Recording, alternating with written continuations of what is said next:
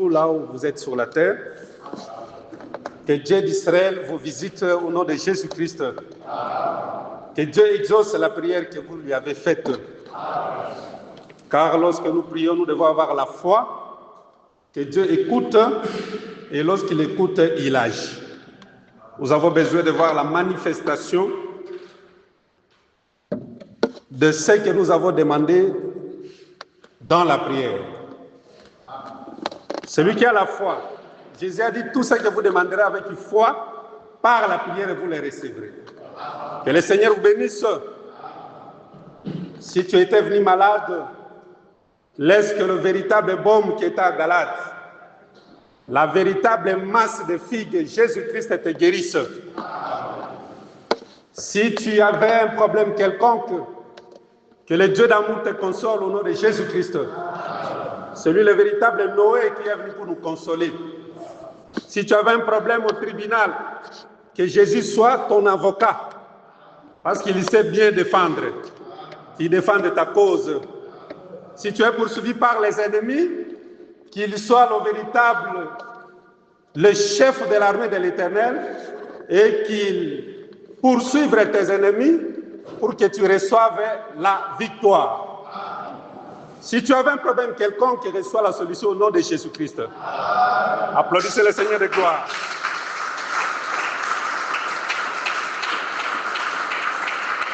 Merci.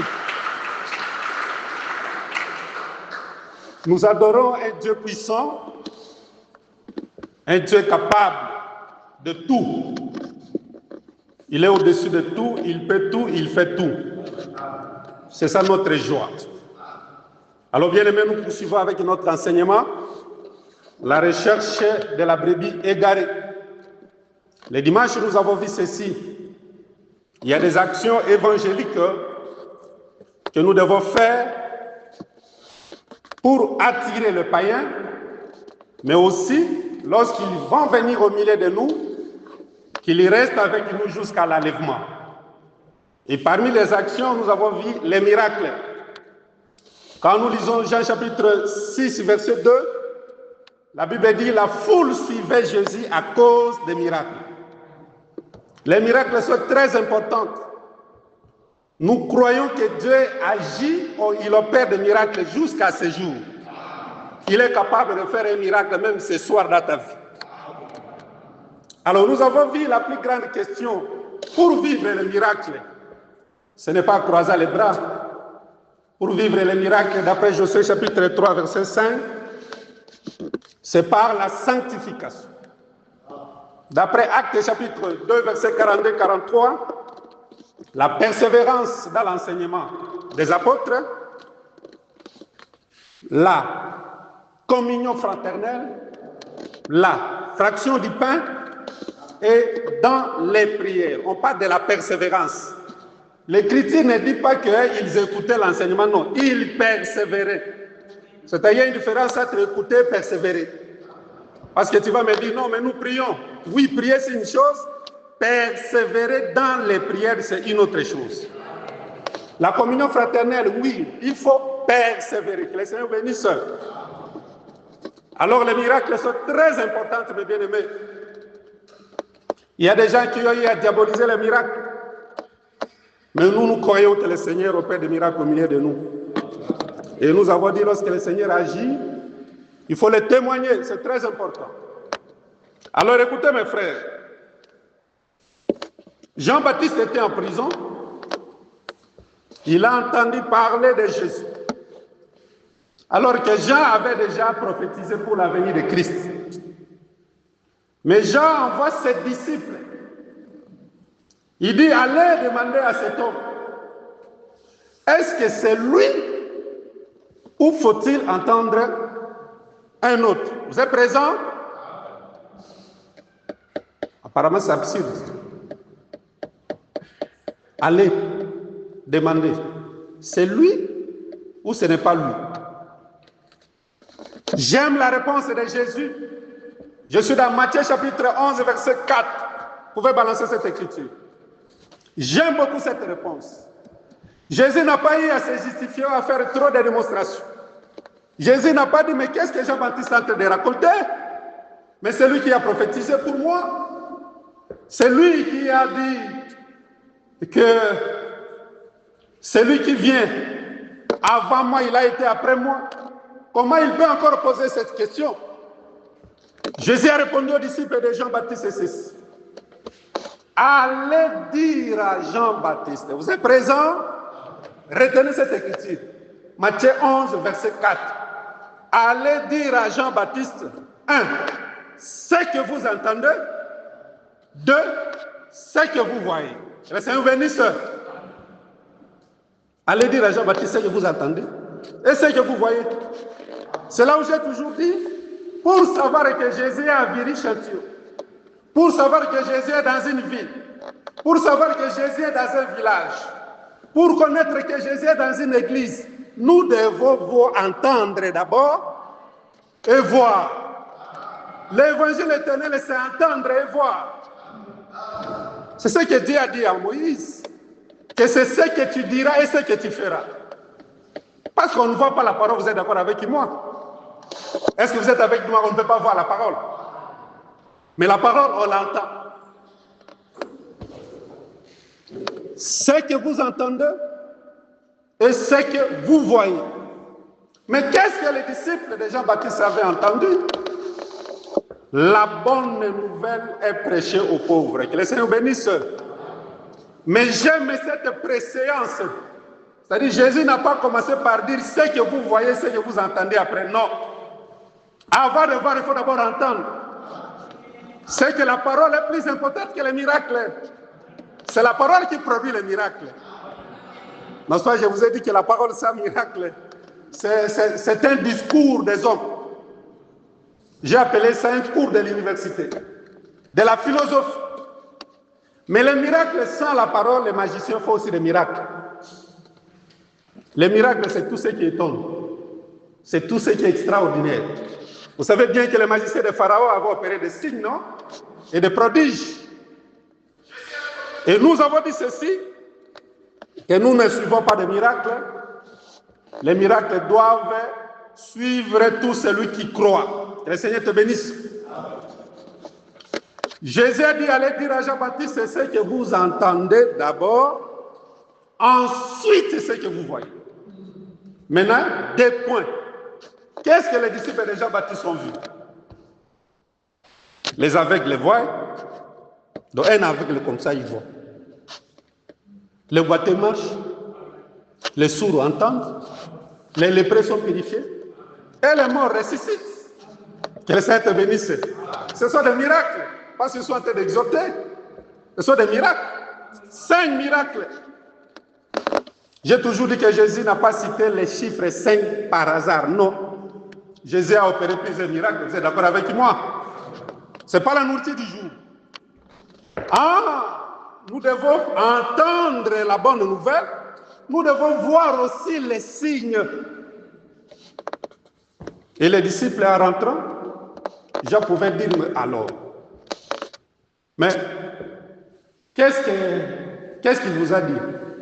Ils ont dit, en tout cas, nous avons entendu, jamais on n'a parlé comme cet homme de Galilée. Que le Seigneur bénisse. Et c'est fini, ils ont dit non. À part que nous avons entendu la parole véritable, nous avons vu aussi des miracles. Voilà pourquoi nous devons beaucoup prier, nous devons nous sanctifier pour vivre les promesses. Les miracles font partie de nos promesses sur la terre. Et quand les païens vont venir au milieu de nous, 1 Corinthiens chapitre 14, verset 25 dit, si les secrets du païen sont dévoilés, il va dire certainement, il va commencer d'abord par adorer, que les saints bénissent. Et il va dire certainement Dieu est au milieu de vous. Il ne dit pas au milieu de nous, mais au milieu de vous. C'est-à-dire Dieu est ici. Voilà pourquoi nous avons besoin de la prophétie. Parce que quand un païen vient, cette dame-là, cette femme-là de la ville de Samarie, la Samaritaine, qu'est-ce qui a attiré à la Samaritaine? La Bible dit, à cause d'une déclaration, il m'a dit tout ce que j'ai fait. Vous êtes d'accord avec moi que Jésus a utilisé le don de la prophétie? Que le Seigneur bénisse. Allez voir un homme qui m'a dit tout ce que j'ai fait. Et nous croyons, avec la prière et la sanctification, le Seigneur va opérer des miracles. Que le Seigneur bénisse. Que Dieu d'amour vous console. C'est très important, mes bien-aimés. Alors, nous avons dit aussi ceci, que le Seigneur dit que je vous envoie comme des brebis au milieu de loups. Soyez prudents. Très important. L'évangélisation, c'est un terrain très glissant. Il faut être prudent comme le serpent, mais aussi simple comme la colombe. Que le Seigneur bénisse. Simple comme la colombe. Pourquoi Jésus doit prendre seulement la colombe alors qu'il y a plusieurs oiseaux? Pourquoi il nous dit d'être simple comme la colombe? Qu'est-ce que nous pouvons tirer de la colombe? Que Dieu d'amour vous visite. Simple. Dans l'évangélisation, il faut être simple. Un langage courtois, être gentil, toujours joyeux, souriant, simple. C'est là où je comprends que dans l'évangélisation, l'orgueil ne peut pas convaincre le païen à venir à Christ. Car l'orgueil précède la chute, mais l'humilité précède la gloire. Alors écoutez mes frères, la colombe, moi j'aime beaucoup l'évangile de Christ. Salomon compare sa femme sulamite à une colombe. Elle dit ceci: lève-toi et viens, ma colombe, ma parfaite, tu es l'unique de ta mère. Et ça vous bénisse. Il dit voilà pourquoi les jeunes filles te louent, les reines et les concubines t'admirent, parce que tu es l'unique de ta mère. Lève-toi et viens. C'est-à-dire, avant de venir, il faut d'abord s'élever. Parce que Salomon dit que Sulamite est l'unique de sa mère. C'est là où moi j'ai toujours dit qu'il n'y a qu'une seule église qui a la vérité sur la terre. C'est l'église des saints. Et je mets tout le monde à défi. Je n'ai pas peur d'être contredit. En dehors de l'église des saints, vous qui me suivez partout là où vous êtes, il n'y a pas une autre église qui a la vérité sur la terre. Si vous croyez, applaudissez le Seigneur. Si vous croyez comme moi,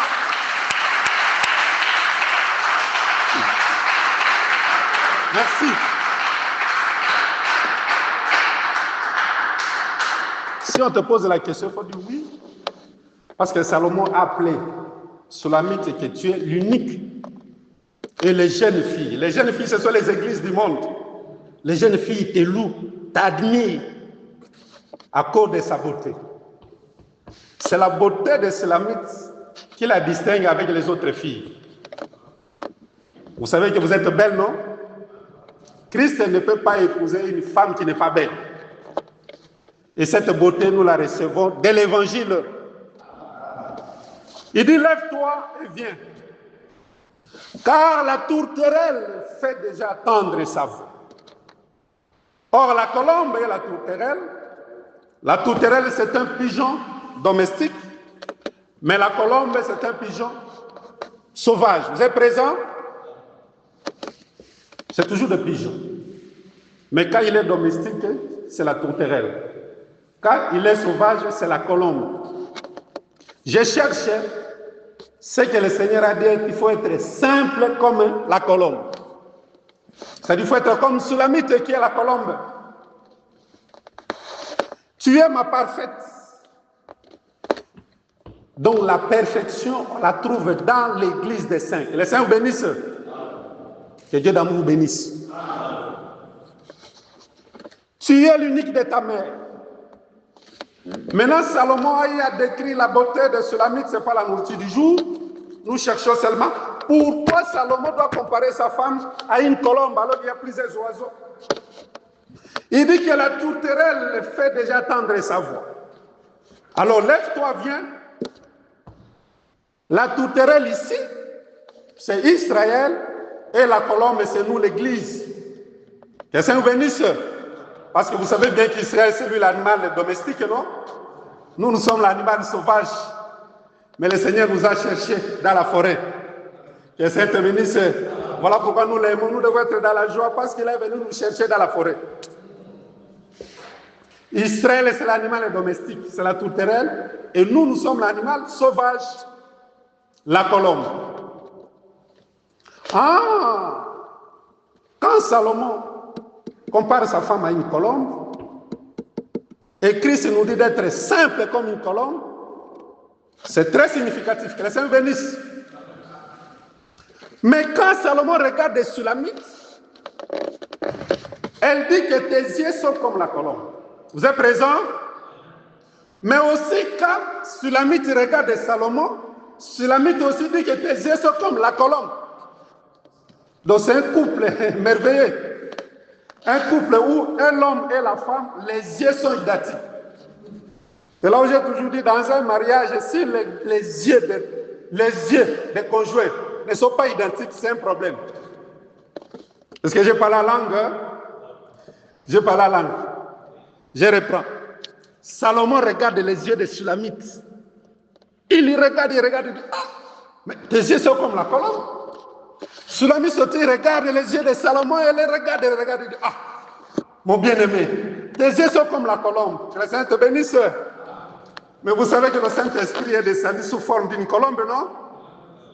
Le jour que Jésus a reçu le baptême, ce sont des choses simples. Je vous ai dit que je vous ai amené des choses simples. Le jour que Jésus a reçu le baptême, la Bible dit, il vit. Ce n'est pas tout le monde qui a vu. C'est seul Jean-Baptiste qui a vu le Saint-Esprit descendre sur Jésus sous forme corporelle d'une colombe. Il y a plusieurs oiseaux. Nous savons que l'aigle, dans notre évangile, on parle trop de l'aigle. Mais pourquoi le Saint-Esprit n'est pas descendu sous forme d'un aigle? Ah, Jésus avait raison de nous dire que soyons simples comme la colombe. Les saints bénissent. Ah, nous comprenons que la colombe ici représente aussi l'esprit. Et les yeux, c'est la vision. Vous êtes présents? Si les yeux de la femme sont comme la colombe, les yeux de l'homme sont comme la colombe, c'est que dans ce couple, la vision est unique et identique. Si dans un mariage, l'homme et la femme ont des visions différentes, ce mariage est voué à des problèmes. Soyez délivrés au nom de Jésus-Christ. L'homme et la femme doivent avoir une seule vision. Et cette vision doit être une vision de la colombe. C'est-à-dire une vision spirituelle. Que le Seigneur bénisse. Ah, soyez simples comme la colombe veut dire soyez spirituels. Que le Seigneur bénisse. Donc, dans l'évangélisation, si on n'est pas spirituel, sachez qu'on ne fera rien. C'est une activité spirituelle, mes bien-aimés. C'est pourquoi je vous ai dit qu'il faut beaucoup prier et jeûner. Venir à Christ, ce n'est pas facile. Parce que la folie est en train de crier. Vous êtes présents? Je vous ai toujours dit qu'il n'y a que des prédicateurs sur la terre. Quand vous lisez Proverbes chapitre 8 et Proverbes chapitre 9, il n'y a que deux prédicateurs. Et tous les deux prédicateurs travaillent pour avoir des adeptes, des fidèles. Il y a la folie qui crie, mais il y a aussi la sagesse qui crie. La folie est en train d'entraîner les gens pour que les gens entrent dans son église. La sagesse aussi.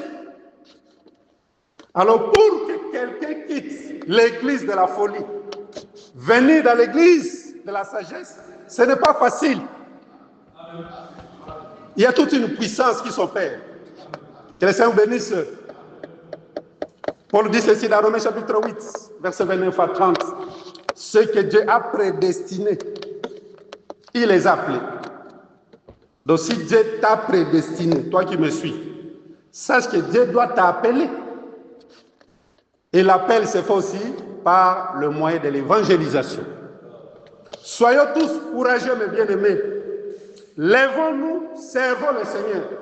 Appelons les gens qu'ils viennent recevoir la bénédiction que nous recevons en Seigneur. Que le Seigneur te bénisse.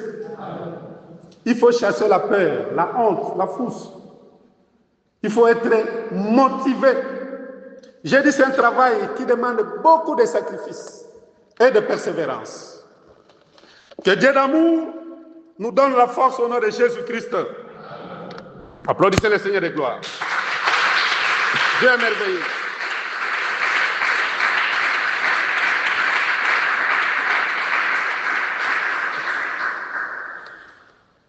Je viens de dire que quand les yeux de la Sulamite ou les yeux de Salomon sont identiques, mais aussi sous forme d'une colombe, la colombe, c'est l'image du Saint-Esprit, parce que le jour que le Saint-Esprit est descendu, le Saint-Esprit n'est pas descendu comme un corbeau, ni comme un aigle, mais comme une colombe. Le Seigneur nous dit d'être simple comme la colombe. Que le Seigneur bénisse. C'est pourquoi vous allez comprendre aussi Noé dans l'arche. Noé avait des envoyés. Il a envoyé d'abord un corbeau. Le corbeau est allé, il n'a rien amené. Alors Noé a compris que je dois envoyer le véritable messager. J'appelle la corbeau, c'est un oiseau de course. Que le Seigneur bénisse. La corbeau aussi est allée. La Bible dit, Noé, il ouvra la fenêtre, il lâcha le corbeau est parti, le corbeau n'a rien amené. Dans le corbeau ici, je suis en train d'être simple, que le Seigneur bénisse. Je ne prêche pas des révélations. Je suis en train d'exhorter, je vais être de plus en plus évangélique. Donc moi, j'identifie ici les corbeaux comme tous ceux qui vont dans l'évangélisation et qui n'y ramènent rien. Mais il y a des gens qui vont dans l'évangélisation, ils peuvent faire même 3 ans, ils ne vont rien ramener. Parce que ce sont des corbeaux. Ce sont des corbeaux. Vous connaissez la nature du corbeau, non? Ah, la Bible. Le corbeau n'a rien ramené. Mais la colombe, c'est un oiseau de course, mais un oiseau qui persévère. Est-ce que vous êtes présent? La colombe aussi est allée dans les champs.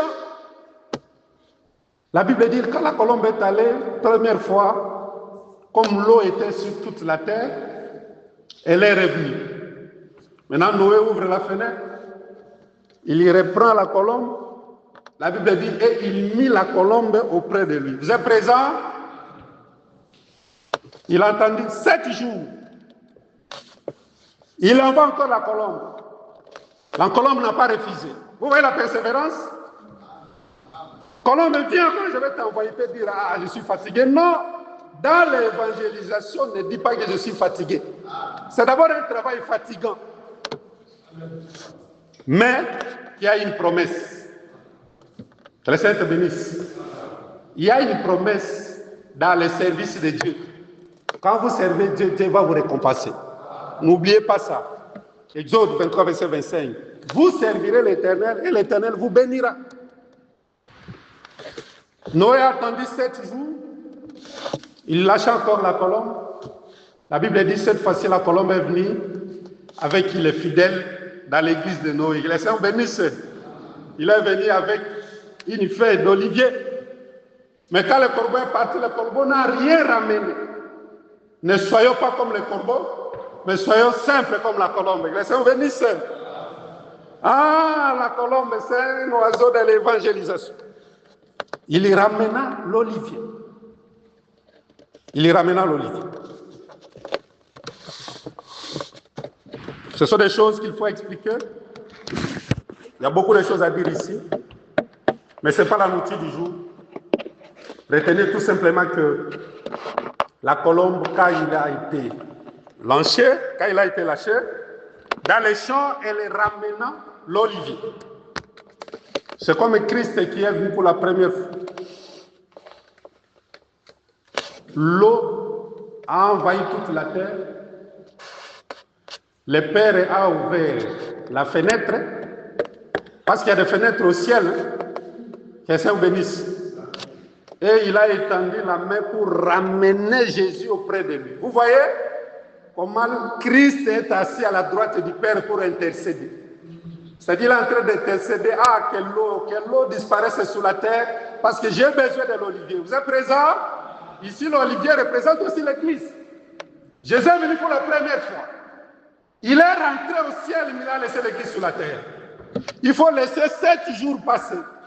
Or, les 7 jours sont aussi les 7 temps prophétiques de l'Église. Après les 7 ans prophétiques, il y reviendra. Cette fois-ci, il va remonter avec l'olivier. Que Dieu vous bénisse. Mais il ne partira pas avec tout l'olivier. C'est-à-dire, il y a une partie de l'olivier qui va entrer dans l'arche, mais une autre partie va rester sur la terre. Donc, l'Église, il y a une partie qui sera enlevée, et la partie qui restera s'appelle les vierges folles. Que Dieu vous bénisse. C'est lors de l'enlèvement que les vierges folles vont se manifester. Ce n'est pas aujourd'hui que tu vas voir quelqu'un qui est passé. Non, celle-là, c'est la vierge folle. Comment tu sais que c'est la vierge folle? Que Dieu vous bénisse. Il faut que la moisson se manifeste pour que le reste du champ soit détecté. Il n'y a pas encore la moisson. Comment tu peux dire non? Celle-là, c'est la vierge folle. L'autre, c'est la vierge folle. Non. C'est lors de l'enlèvement de l'Église. Que Dieu bénisse. Et l'enlèvement de l'Église ici, c'est ce que Salomon est en train de dire à Sulamite. Lève-toi, viens. Parce que la tourterelle fait déjà tendre sa voix. Je t'invite à l'enlèvement. C'est une grande promesse. Que le Seigneur te bénisse. Car après l'enlèvement, le mauvais temps va commencer sur la terre. Les temps difficiles vont venir bientôt. C'est le moment de se préparer. C'est le moment de se préparer. Est-ce que vous me suivez? Comment se préparer? En craignant Dieu, en marchant conformément à sa parole, en mettant en pratique tout ce que tu écoutes qui est de la parole de Dieu. Il n'y a plus d'amen. Hein? Pourquoi vous êtes silencieux comme ça? Vous voulez rester seulement sous la terre. Le monde est déjà méchant. Après l'enlèvement, ce sera terrible. C'est le temps fâcheux. Parce que dans la Bible, il y a le temps de rafraîchissement et le temps de la détresse, le temps fâcheux. Alors, je suis allé là-bas pourquoi? Pour dire que soyons simples comme la colombe, c'est-à-dire soyons spirituels. La colombe, c'est l'image du Saint-Esprit.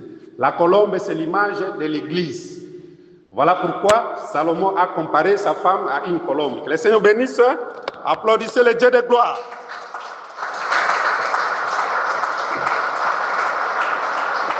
La brebis. La recherche de la brebis égale. En venant dans le monde, nous étions tous égarés. Mais Dieu, dans sa bonté, il nous a suivis. Voilà pourquoi nous qui sommes déjà dans la maison, nous devons penser à nos bien-aimés qui sont encore en dehors de la maison. Nous devons aller les chercher pour les ramener. Nous devons aller les appeler. Pourquoi seulement la brebis? On ne dit pas d'aller rechercher les lapins qui s'est égaré. Un lapin peut s'égarer. Est-ce que vous êtes présents? Pourquoi seulement la brebis? Pourquoi la brebis? Oui, parce que le Seigneur a toujours comparé ses enfants à des brebis. Il faut être une brebis. Et dans la brebis, il y a 3 caractéristiques que j'aime. Là, je pense, c'est Deutéronome chapitre 14. Dans la brebis. La brebis, c'est un animal ruminant. Vous êtes présents? La brebis, c'est un animal qui a des cornes fendues. La brebis, c'est un animal qui a les pieds fourchus. 3 caractéristiques qu'on retrouve dans la brebis. Un animal ruminant veut dire quoi? Parce qu'ils sont en train de simplifier. C'est qu'un enfant de Dieu doit être ruminant. Ruminant veut dire la capacité de reprendre la nourriture que la personne a déjà mangée. C'est-à-dire, parce que le ruminant, c'est la même nourriture. Mais la brebis reprend encore la même nourriture. Je change de langage. Ruminant veut dire tout enfant de Dieu qui a la capacité de rappeler la parole de Dieu. Parce que beaucoup, quand ils écoutent, c'est fini, ils oublient. Là, tu n'es pas ruminant. Un ruminant, c'est celui qui écoute, qui conserve ce qu'il a écouté. Parce que le salut est lié à la mise en pratique de la parole de Dieu. Vous savez, Jésus a donné une parabole, non? Dans Matthieu chapitre 13. Est-ce que vous êtes présent? La parabole du semeur. Il a dit qu'il y a une catégorie qui écoute la parole. Des fois, qui la reçoit avec joie, mais qui jette cette parole dans les oubliettes. Le diable sait que le salut est lié à la connaissance. Quand tu ne conserves pas la parole, c'est pourquoi l'apôtre Paul dit que la parole habite en vous abondamment. La capacité de rappeler la parole, c'est-à-dire de ne pas oublier les enseignements. Un juif, s'il oublie la loi, il sait qu'il s'expose à un danger. Que ça vous bénisse. Parce qu'il ne sait pas d'où viendra la pierre. On peut te lapider à tout moment. Être ruminant, c'est avoir la capacité de rappeler ce qu'on a reçu. On ne vient pas quand on écoute et finit. Non, quand on écoute, on conserve ce qu'on a écouté et on met ça en pratique. On transmet ça à des générations futures. Que le Seigneur te bénisse. Ça, c'est la qualité du ruminant. Mais aussi, la corne doit être fendue. La corne dans la Bible, c'est l'image de la puissance. C'est-à-dire, un enfant de Dieu, c'est celui qui est puissant. Vous êtes présent? Je suis en train d'expliquer pourquoi seulement la brebis.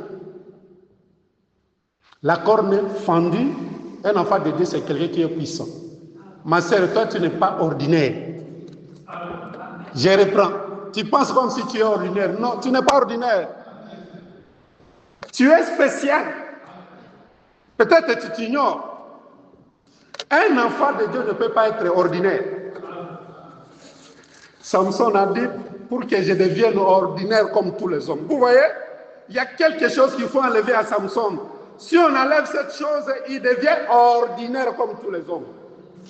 Nous ne sommes pas ordinaires comme tous les hommes. Nous sommes un peuple mis à part. Nous sommes une race élue. Nous avons une demeure sur les hauteurs. Notre demeure n'est pas sur cette terre.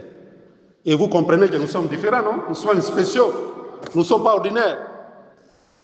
Tu peux créer par la foi que tu as. Le Seigneur te bénisse. Si tu as la foi, tu peux créer. Si tu as la foi, tu peux créer. Donc un enfant de Dieu n'a jamais été ordinaire comme tous les hommes. Non. À cause du Saint-Esprit. Que le Seigneur te bénisse. Parce que le Saint-Esprit qui est en toi, c'est Dieu qui habite en toi. Jésus a dit un peu de temps, vous me verrez, mais un peu de temps, le monde ne me verra plus parce que je serai en vous. Et Dieu t'accorde cette puissance au nom de Jésus-Christ. Tu sais que le Saint-Esprit, c'est une promesse. Hein? Si tu sais que tu n'as pas le Saint-Esprit, il faut demander. Il faut demander au Père. C'est Dieu qui donne le Saint-Esprit. Même Jean-Baptiste a dit, moi je vous baptise d'eau. Mais celui qui va vous baptiser du feu et du Saint-Esprit, c'est le Seigneur. Que Dieu d'amour te donne le Saint-Esprit au nom de Jésus-Christ. La brebis a la corne fendue, c'est-à-dire un enfant de Dieu, l'image d'une brebis, il doit être puissant. Voilà pourquoi il faut contrôler ce qui sort de ta bouche. Le Seigneur te bénisse. Tu ne peux pas dire de n'importe quoi. Tu ne peux pas parler de paroles vaines. Parce que tu sais qu'avec la parole, tu peux créer. Un enfant de Dieu, même dans sa famille, la famille doit savoir que nous avons une lumière dans notre famille. Mais la difficulté que nous avons aujourd'hui, nous sommes confondus. Vous savez pourquoi nous sommes confondus? Et ça, c'est un obstacle pour évangéliser. Que Dieu te donne la force de les craindre. Mais aussi, il y a une caractéristique très importante que j'aime. Les pieds doivent être fourches. C'est-à-dire la flexibilité, la facilité de s'agenouiller.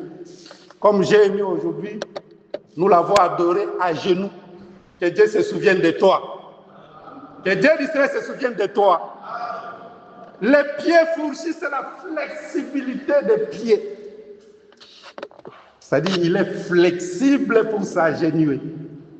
S'agenouiller, c'est d'abord une position physique, mais s'agenouiller, ça veut dire il est humble devant la parole de Dieu. Que le Seigneur te bénisse. Il est humble devant la parole de Dieu. Quand on lui présente la vérité, une brebis doit accepter la vérité. Quand on te dit que cet habillement-là, ce n'est pas la doctrine de Christ, il faut dire Amen et laisser ça. Cette chevelure-là, ce n'est pas la chevelure des saints. Tu dis Amen et tu laisses. Ce comportement-là, ce n'est pas le comportement des saints. Tu dis Amen et tu laisses. Et Dieu visite tout celui qui dit Amen, qui croit. La flexibilité devant la vérité. Même quand tu as péché.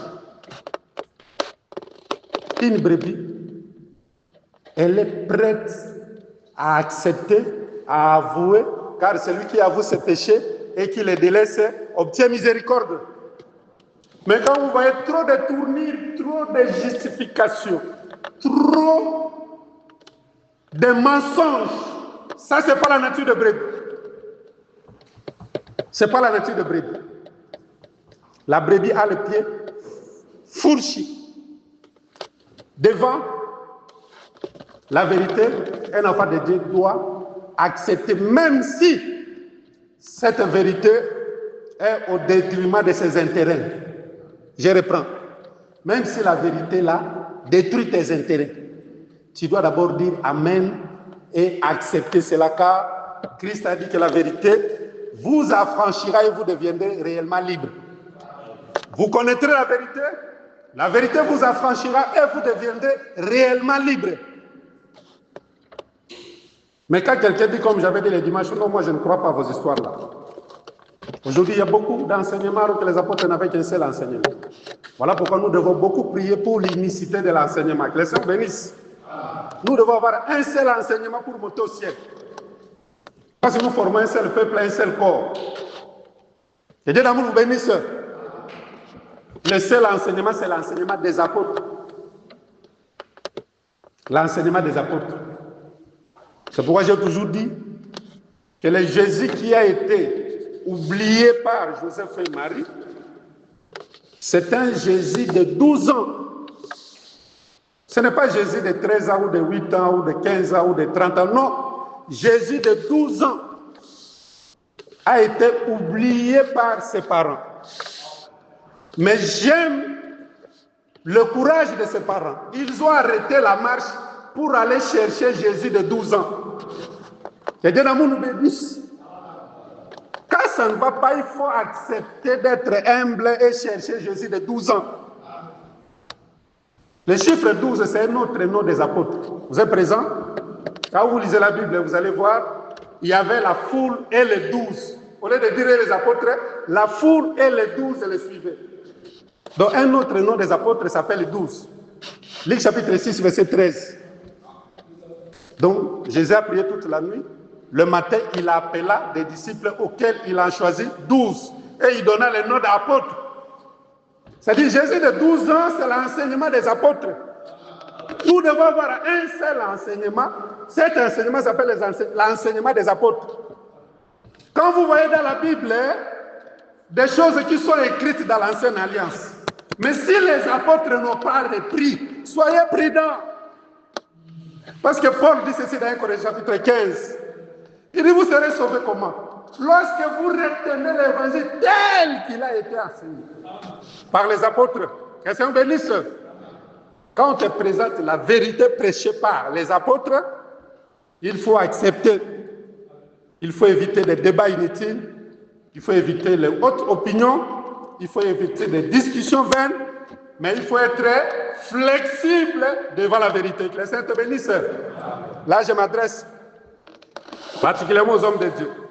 Généralement, les hommes de Dieu, dans leur partage, quand quelqu'un a déjà prêché quelque chose là, même si on lui présente la vérité, des fois il est conscient que, ça que le frère Justin a dit là, ça c'est la vérité. Hein? Ça c'est la vérité. Alors un homme de Dieu doit être un modèle. Que ça te bénisse. On fléchit devant la vérité. Quand on dit tout genou fléchira, c'est devant la vérité. les pieds fourchus. La nature de la brebis. Applaudissez le Seigneur de gloire.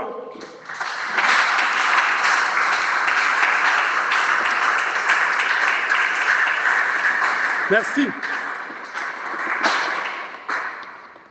Nous avons dit, lorsque les païens supporters, qu'on les appelle des païens, c'est-à-dire nos bien-aimés que nous invitons, quand ils viennent au milieu de nous, ils ne sont plus des païens, parce que nous devons toujours être évangéliques, ce sont nos frères.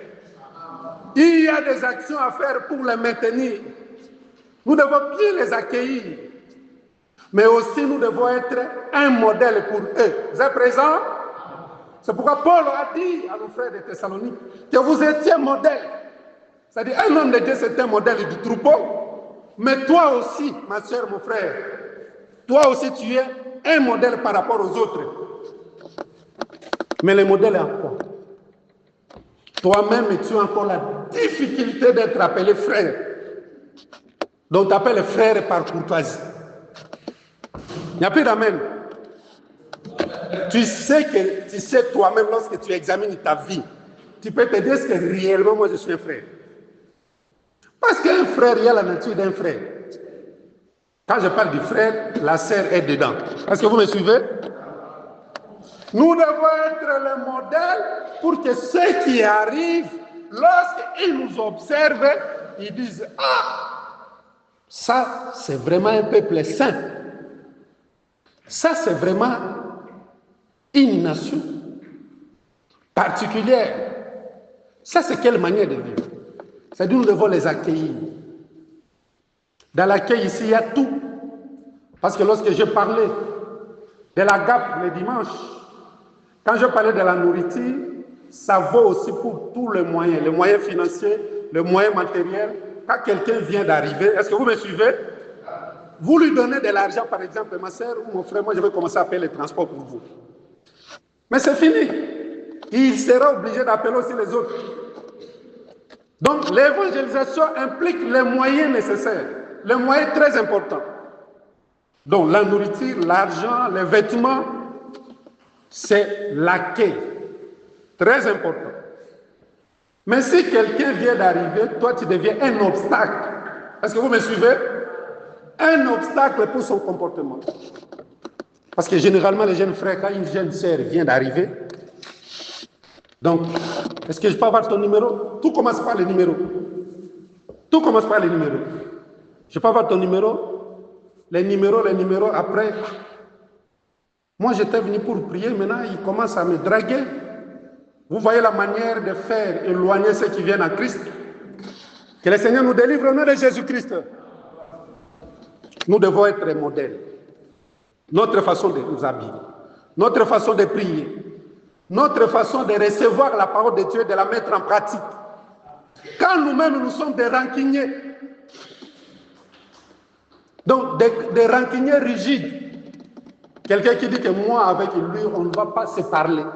Bon, dis-moi, celui qui vient d'arriver, il va t'imiter comment? Est-ce que vous me suivez? Vous me suivez? Que le Seigneur vous bénisse. Que Dieu d'amour vous donne la force de les servir. Avec crainte, sainteté, tremblement. Il nous a délivrés pour les servir. C'est ce que Luc dit. Après que nous soyons délivrés de nos ennemis, de les servir sans crainte. Je pense Luc chapitre 1, verset 74 ou 78, 74 à 78. Si Dieu nous a délivrés, c'est pour les servir. Et à parler de miracle, vous savez le miracle, vous lisez tout ça, non? Que le premier miracle que Jésus a opéré, c'était quoi? L'eau changée en vin. Et puis dans une fête de noces, tout ce que Jésus fait est significatif. Que Dieu bénisse. Tout ce qu'il fait est significatif. Pourquoi seulement dans une fête de noces? Maintenant, Jésus doit changer l'eau en vin. Et l'Écriture précise que c'est le premier des miracles de Christ. Parce que si l'eau n'est pas changée en vin, l'eau c'est la nature du monde, vous êtes présents? Mais le vin c'est la nature de l'esprit. C'est que le miracle le plus important que ta vie du monde soit changée à une vie de Christ. C'est-à-dire la nouvelle naissance. Même Nicodème se posait la question, lorsque Jésus a dit à Nicodème, il faut que tu naisses de nouveau. J'aime Jésus même si tu les flattes, il va seulement présenter la vérité. Vous êtes présents? Vous savez, dans Jean chapitre 3, Nicodème est venu, je vois le temps est en train de partir. Nicodème est venu flatter Jésus. Il dit, mais, toi tu es un docteur venant de Dieu. Parce que Nicodème comprend qu'il y a des docteurs qui ne sont pas venus de Dieu, qui viennent des hommes. Car Dieu ne peut faire ce que tu fais, car personne ne peut faire ce que tu fais si Dieu n'est pas avec lui. Jésus pouvait se contenter pour dire que, Nicodème était aussi docteur. Vous me suivez? Jésus, docteur venant de Dieu, Nicodème, docteur de la loi. Donc, un dialogue entre les deux docteurs. Maintenant, Jésus devrait prêcher Nicodème la nouvelle naissance, c'est-à-dire l'eau changée en vin. Il dit, Nicodème, il faut que tu naisses de nouveau. Nicodème dit quoi? Ici, j'explique que le premier miracle de Jésus, là, c'est le miracle le plus important. Je peux dire, c'est ce qui est plus difficile à un homme sur la terre. Toi qui es rancunière, même ta famille sait qu'elle, là, c'est la rancunière. Quand on va te voir, en tout cas, notre sœur a changé. Ça va attirer les gens. Les saints te bénissent. Toi qui étais problématique, querelleuse. Proverbe dit, celui qui aime les querelles aime les péchés. C'est-à-dire, querelle veut dire péché. Nicodème a dit, mais comment cela peut-il se faire? Comment ça peut se faire? Quelqu'un qui devient déjà vieux, faut-il rentrer dans le ventre de sa mère et naître de nouveau? Jésus a dit, oui, Nicodème, ce qui est né de la chair est chair. Vous voyez? Et ce qui est né de l'esprit est esprit. Il faut que tu naisses d'eau et d'esprit. C'est ça la nouvelle naissance. La nouvelle naissance, Jésus n'a pas dit seulement naître d'eau. Parce que les gens pensent que quand quelqu'un vient de recevoir le baptême, il y reçoit seulement le baptême d'eau seulement. Il dit il est né de nouveau. On peut me balancer cette écriture, il faut naître d'eau et d'esprit. Jean chapitre 3, verset combien? Que le Seigneur bénisse. Jean chapitre 3. Le frère Franck, c'est le verset combien? On a déjà balancé l'écriture. Ok, prophète, tu peux lire pour nous. Je suis en train de parler du miracle le plus important.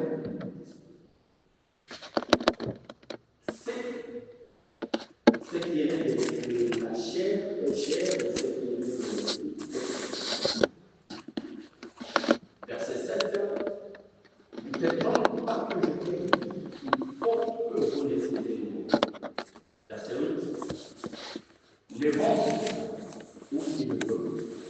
Et puis pendant qu'il est pris, mais il vient, il va, il traverse ainsi de tout temps et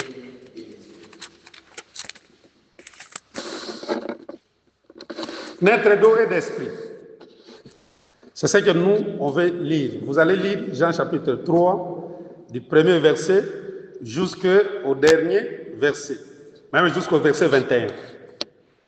Donc Jésus a dit à Nicodème que pour qu'un homme entre dans le royaume de Dieu, il doit naître d'eau et d'esprit, car celui qui est né de la chair est chair, et celui qui est né de l'esprit est esprit. Que le Seigneur bénisse. Voilà. Pourquoi je suis allé là-bas? Je parle du miracle le plus important. C'est la nouvelle naissance. C'est le verset? Le verset 5. Nous lisons au nom de Jésus-Christ. Jésus répondit, en vérité, je te le dis. Si un homme n'est né d'eau et d'esprit, parce que beaucoup pensent que la nouvelle naissance, c'est seulement recevoir le baptême d'eau. Et c'est fini. Donc, d'après cette écriture, tout celui qui n'a pas le Saint-Esprit n'est pas encore né de nouveau. Ce n'est pas moi, c'est le verset.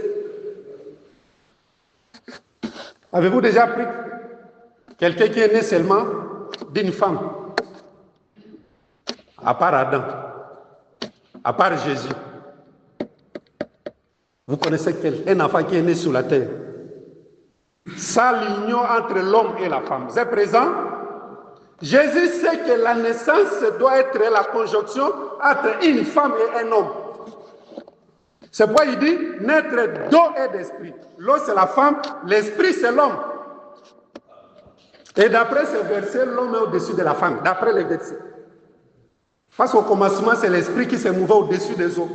Il n'y a pas d'amen. Parce qu'il y a l'émancipation de la femme. Je reprends. D'après ce verset, mon frère Kabo, d'après ce verset, l'homme est au-dessus de la femme. Parce que l'eau est en bas, mais l'esprit vient d'en haut. Et au commencement, c'est l'esprit qui était au-dessus de l'eau, et non l'eau au-dessus de l'esprit. L'eau pouvait engloutir toutes choses, sauf l'esprit. Tout est englouti par l'eau, sauf l'esprit. Même la terre, même les arbres, tout était dans l'eau. Toute femme qui est en train de prendre le dessus de son mari, mais elle doit passer par la délivrance. Elle ne sera jamais sauvée. J'ai dit faites flexible et de voir la vérité. Si c'est la vérité, vous pouvez dire amen. Ça, c'est l'évangile prêché par les apôtres. Ce n'est pas l'évangile de l'émancipation de la femme, non. Pourquoi suis-je allé là-bas? Il faut naître d'eau et d'esprit. Pas seulement d'eau, pas seulement d'eau. Quand quelqu'un naît seulement d'eau, ça dit qu'il n'a pas reçu le Saint-Esprit. Comprenez qu'il n'est pas encore né de nouveau. Que le Seigneur bénisse. Que Dieu d'amour te bénisse. La nouvelle naissance, c'est le miracle le plus important dans la vie d'un chrétien. La conversion. Vous savez, je termine par là. Israël s'est séparé avec l'Égypte de la mer Rouge. Vous êtes présents? C'est de la mer Rouge qu'Israël s'est séparé de l'Égypte. La Bible dit, Israël a vu les Égyptiens sur les rivages. Moïse a même dit que les Égyptiens que vous voyez, vous ne les verrez plus jamais. Mais moi, je vous informe, l'opprobre de l'Égypte a suivi Israël jusqu'à Gilgal. Il a fallu que Josué ordonne la circoncision, parce que la circoncision, c'est la nouvelle naissance. Quand il y a eu la circoncision, vous êtes présents? Josué chapitre 5. Directement, l'Éternel, Josué dit ceci, c'est aujourd'hui que Dieu a ôté, vous êtes présents, l'opprobre de l'Égypte. C'est la circoncision, la nouvelle naissance. Tant que tu mènes la vie du monde, tu es païenne. Tu es païen. Moi-même, je dis amen parce que c'est la vérité. Je reprends moi-même et je dis amen. Donc, tout celui qui n'a reçu seulement le baptême, qui n'a pas le Saint-Esprit, qui lui prie, il n'est pas encore né de nouveau. Parce qu'il faut ajouter naître d'eau et de l'Esprit. Et de l'Esprit. Voilà pourquoi Jésus a changé l'eau en vin. Parce que l'eau, c'est la nature du monde. Le vin, c'est la nature de l'Esprit. Donc, la nouvelle naissance, c'est quitter les œuvres de la chair pour vivre les œuvres d'Abraham. Car les œuvres d'Abraham, c'est les œuvres de l'Esprit. Que le Seigneur te bénisse, que Dieu te donne la force de les servir, que Dieu te console. Jésus a dit aux Juifs, si vous étiez enfants d'Abraham, vous feriez les œuvres d'Abraham. Les œuvres d'Abraham, c'est donner la dîme, vous êtes présents? Les œuvres d'Abraham, c'est construire un hôtel pour Dieu. Les œuvres d'Abraham, c'est suivre la voie de Dieu. Quand Dieu dit, quitte Abraham, Abraham doit quitter. Tu ne peux pas dire, non, moi je suis fils d'Abraham, je suis fils d'Abraham. Lorsque Dieu a dit à Abraham, quitte, Abraham a quitté. Quitte le péché, il faut quitter le péché. Quitte l'idolâtrie, il faut quitter l'idolâtrie. Que Dieu te bénisse. Venez demain, nous allons continuer. Que le Dieu d'amour, le Dieu de paix, qu'il se souvienne de chacun de vous, qu'il nous accorde la force de mettre cet enseignement en pratique pour le servir au nom de Jésus.